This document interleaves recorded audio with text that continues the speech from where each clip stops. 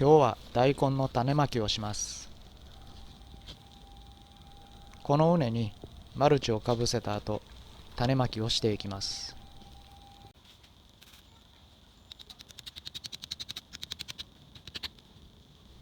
まずはマルチ張り。端っこをしっかり固定した後、ピンと張りながら反対側も固定します。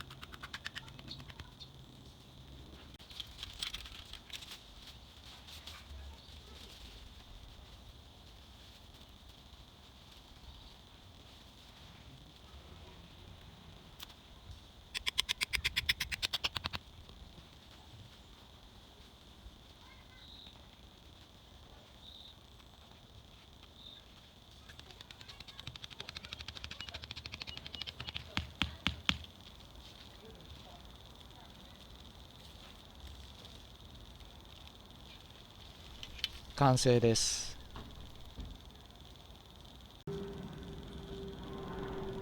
次に巻き尺を使って30センチ間隔で位置決めをしていきます。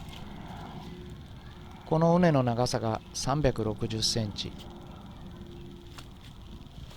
つまり0センチから30センチ間隔で穴を開けると10個の穴を開けることができます。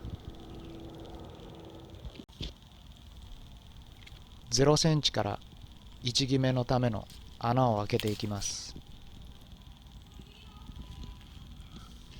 次に30センチ、その後は60、90センチと進んでいきます。2列目の穴を開けるときですが、日当たりを良くするために前列の穴の中間地点に穴を開けていきます。方法はこの360センチの目盛りを前列の中間地点にずらしていきます。そして同じように0センチから30センチごとに穴を開けていくと前列の穴の中間地点に穴が開いていきます。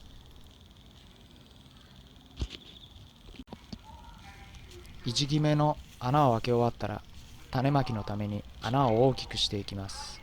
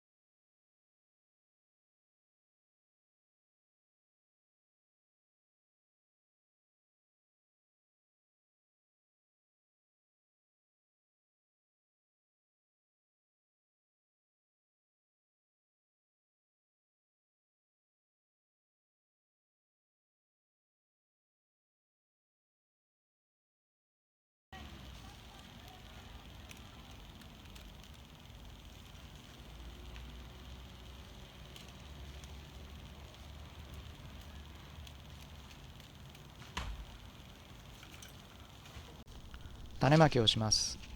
去年買った種です。